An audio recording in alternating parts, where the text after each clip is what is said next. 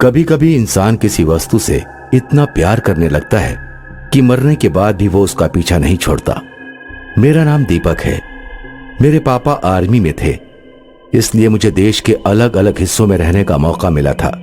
यह घटना 2008 की है, जब हम असम के शहर गुवाहाटी में थे। हमारी कॉलोनी के पीछे एक बड़ा मैदान था जहां बच्चे फुटबॉल खेला करते थे। मम्मी, यहाँ कोई क्रिकेट नहीं खेलता, सब फुटबॉल खेलते हैं। मेरा यहाँ बिल्कुल भी मन नहीं लग रहा। तुम घर के पीछे वाले मैदान में जाओ और नए दोस्त बनाओ, उनके साथ फुटबॉल खेलना सीखो। क्रिकेट की तरह फुटबॉल भी कम रोमांचक नहीं होता। मैं अक्सर शाम को मैदान में चला जाता और लड़कों को फुटबॉल खेलते देखता रहता। एक बार जब मैं मैदान में पहुंचा तो वहां बहुत कम भीड़ थी, 2-3 लड़के ही दिखाई दे रहे थे। मुझे ध्यान आया कि उस दिन गुड फ्राइडे था। नॉर्थ ईस्ट के ज्यादातर पॉपुलेशन क्रिश्चियन है, इसलिए उस दिन मैदान में ज्यादा लोग नहीं थे। वे घरों में फेस्टिवल सेलिब्रेट कर रहे थे। मैं देर रात तक ग्राउंड में ही बैठा रहा। अंधेरा होने के बाद जब मैं वापस लौट रहा था तो मुझे झाड़ियों में एक फुटबॉल दिखाई दी। मैंने कभी फुटबॉल को हाथ से नहीं छुआ था, इसलिए मैं वो फुटबॉल झाड़ियों से उठाकर अपने घर ले आया। देर रात तक मैं उससे खेलता रहा। सोने के पहले मैंने उस फुटबॉल को स्टोर रूम में डाल दिया। रात के 2 बजे अचानक मेरी नींद टूट गई। स्टोर रूम की दीवार मेरी रूम की दीवार से मिलती थी। ऐसा लग रहा था जैसे कोई दीवार पर फुटबॉल मार रहा है। मम्मी, क्या ये आप हैं? मम्मी! जब 2-3 बार आवाज देने पर भी कोई जवाब नहीं आया तो मैं रूम से उठकर बाहर गया। जैसे ही मैंने स्टोर रूम का दरवाजा खोला, आवाज आनी बंद हो गई। फुटबॉल अपनी जगह पर थी, लेकिन हिल रही थी, जैसे अभी अभी किसी ने उसे वहां रखा हो। मैं नीचे ग्राउंड फ्लोर पर गया तो मम्मी अपने कमरे में सो रही थी। अगले दिन मैंने पिछली रात हुई अजीब सी घटना के बारे में अपनी मम्मी को बताया। दीपक, तुम कल देर रात तक फुटबॉल से खेलते रहे, इसलिए मुझे लगता है तुमने कोई सपना देखा होगा। चलो छत पर चलते हैं, आज मैं भी तुम्हारे साथ फुटबॉल खेलूंगी। उस रात भी मैंने सोने से पहले फुटबॉल को स्टोर रूम में बंद किया। बेड पर लेटे हुए मेरे कान स्टोर रूम के साइड वाली दीवार पर लगे हुए थे। फिर पता नहीं कब मुझे नींद आ गई। मैं चादर ओढ़ कर सो रहा था। मेरी नींद तब टूटी जब किसी ने मेरे सिर पर फुटबॉल फेंक कर मारी। मैं घबरा कर उठ गया। कौन है? मम्मी, क्या ये आप हैं? मैंने फुटबॉल उठाई और स्टोर रूम में गया। स्टोर रूम का दरवाजा बाहर से बंद था। दरवाजा बंद है तो फुटबॉल बाहर कैसे आ गई? जैसे ही मैंने स्टोर रूम का दरवाजा खोला, मेरे हाथ पैर सुन्न पड़ गए। स्टोर रूम में सिर्फ कच्चा और फुटबॉल शूज पहने एक लड़का खड़ा था। जैसे ही उसने अपना चेहरा मेरी तरफ घुमाया, मेरी चीख निकल गई। मम्मी! मैं नीचे मम्मी को जगाने गया। जब मैं मम्मी के साथ ऊपर लौटा तो स्टोर रूम में कोई नहीं था। मम्मी, वो लड़का यहीं पर खड़ा हुआ था। उसकी पीठ पर एक अजीब सा गोल निशान भी बना था। मेरी मम्मी मेरा विश्वास नहीं कर रही थी, लेकिन फिर उन्होंने कुछ ऐसा देखा कि उन्हें विश्वास आ गया। स्टोर रूम में खून से सने जूतों के निशान थे। मैं और मेरी मम्मी बुरी तरह से डर गए थे। मेरे पापा भी घर पर नहीं थे। हम तुरंत पड़ोस वाले विक्रम अंकल के घर गए और उन्हें सब कुछ बताया। तब विक्रम अंकल की पत्नी ने मुझसे कहा, क्या तुम झाड़ियों में पड़ी कोई फुटबॉल अपने घर ले आए हो? हाँ, परसों शाम को मैं एक फुटबॉल उठा लाया था। वो फुटबॉल तुरंत जाकर वहीं फेंकाओ, उसी की वजह से तुम्हारे साथ ये सब हो रहा है। बहुत साल पहले हमारी कॉलोनी के पीछे वाले ग्राउंड में रॉबिन नाम का एक लड़का फुटबॉल खेला करता था। फुटबॉल में अक्सर लड़ाइयाँ हो जाती हैं। रॉबिन गोलकीपर था। एक मैच में जब वो गोल नहीं रोक पाया तो टीम के गुस्सेल कैप्टन ने उसकी नाक में सिर मार दिया। ज्यादा खून बह जाने की वजह से रॉबिन की मौके पर ही मौत हो गई। रॉबिन को अपनी फुटबॉल से बहुत प्यार था। वो रॉबिन की ही फुटबॉल है जो झाड़ियों में पड़ी रहती है। उसे कभी भी उठाकर अपने घर मत लाना। मैंने तुरंत ही जाकर फुटबॉल वहीं फेंक दी जहां से उठाई थी। हम गुवाहाटी में 3 साल रहे। अब जब भी मैं उस ग्राउंड से गुजरता तो मुझे लगता है जैसे झाड़ियों में रॉबिन खड़ा है और मुझे घूर रहा है। गली में चुड़ैल। नैना गांव में रहती थी। जब नैना ने हाई स्कूल पास कर लिया तो उसके पेरेंट्स ने सोचा कि नैना को आगे की पढ़ाई के लिए शहर के किसी स्कूल में भेज दें, क्योंकि गांव में कोई अच्छा स्कूल नहीं था। नैना के पापा ने नैना को अपने छोटे भाई राजन के घर भेज दिया।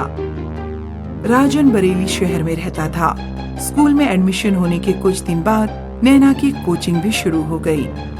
नैना के चाचा रोजाना शाम को 5 बजे उसे कोचिंग छोड़ने जाते थे। राजन चाचा के घर से कुछ दूर एक गली थी जो सीधे मेन रोड तक जाती थी। नैना देखती थी कि राजन हमेशा मोटरसाइकिल उस गली से ना ले जाकर छोटी छोटी गलियों से घुमा कर ले जाता था। चाचा, वो पीपल वाली गली सीधे मेन रोड तक जाती है, आप उसी से क्यों नहीं जाते? बेटी, उस सुनसान गली से कोचिंग कभी मत जाना। मोहल्ले का कोई भी आदमी उस गली से नहीं गुजरता है, क्योंकि वहाँ एक बुरी आत्मा का साया है। राजन कपड़े का बिजनेस करता था। वह अक्सर माल खरीदने के लिए दिल्ली चला जाया करता था। जब राजन दिल्ली चला जाता तो नैना अकेले ही कोचिंग जाती थी। एक दिन जब नैना कोचिंग से लौट रही थी तो अचानक मौसम बिगड़ गया। तेज बारिश शुरू हो गई। अगर उन पतली पतली गलियों से घूमकर जाऊंगी तो बहुत टाइम लगेगा और मैं भीग जाऊंगी। नैना घर जल्दी पहुंचने के चक्कर में पीपल के पेड़ वाली गली में चली गई। वैसे तो नैना 7 बजे तक घर लौट आती थी, लेकिन उस रात 8 बज गए, लेकिन नैना घर नहीं लौटी। नैना की चाची मधु को उसकी चिंता होने लगी। तेज बारिश हो रही थी। नैना की चाची छाता लेकर नैना की कोचिंग की तरफ गई। नैना की चाची ने दूर से देखा कि नैना पीपल के पेड़ वाली गली में मुंह के बल पड़ी हुई है। नैना की चाची ने तुरंत पड़ोस के एक आदमी को बुलाया और उसकी मदद से नैना को घर पर उठाकर लाई। नैना की चाची करीब आधे घंटे तक उसकी हथेलियों और तलवों को रगड़ती रही। तब जाकर नैना को होश आया।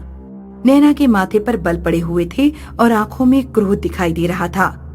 क्या हुआ बेटी, तुम उस गली में क्यों गई और बेहोश कैसे हो गई? मुझे कुछ याद नहीं।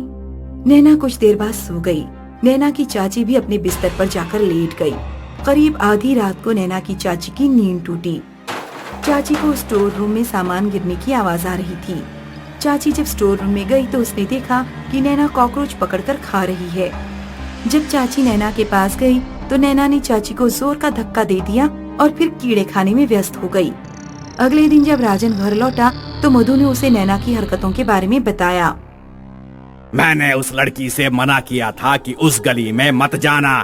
पता नहीं इसे पीपल वाली गली में जाने की जरूरत क्यों पड़ गई। मेरे दोस्त सोनू के चाचा भूत प्रेत को उतारना जानते हैं, उन्हीं को बुला कर लाता हूँ। राजन तांत्रिक को बुला कर लाया। तांत्रिक ने नैना को कुर्सी से बांध दिया और काफी देर झाड़ फूंक करता रहा। 24 घंटे के लिए इसे न खाना देना न पानी देना। 24 घंटे बाद मैं दोबारा आऊंगा। नैना को उसी रात कुर्सी पर ही बंधा छोड़ दिया गया। राजन जाकर अपने कमरे में सो गया, लेकिन मधु देर रात तक नैना के पास बैठी रही और नींद आने पर वहीं सो गई। अचानक राजन के चीखने की आवाज से मधु की आंख खुली।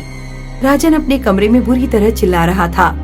मधु जब कमरे में पहुंची तो उसके होश उड़ गए। नैना राजन के ऊपर बैठी उसके सीने में चाकू मार रही थी। कुछ ही देर में राजन ने दम तोड़ दिया। तब नैना हाथों पर उसका खून लेकर चाटने लगी। मधु दौड़ती हुई सोनू के घर गई। सोनू, तांत्रिक और मोहल्ले के कुछ लोग मधु के घर पहुँचे। नैना अभी भी अपने हाथों पर लगा खून चाट रही थी।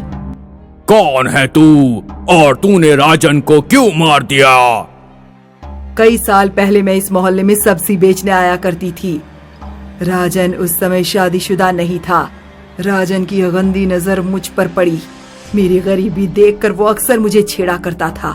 एक दिन पीपल वाली गली में राजन ने मेरी साड़ी खींच दी। मैंने राजन के मुंह पर 2 थप्पड़ जड़ दिए।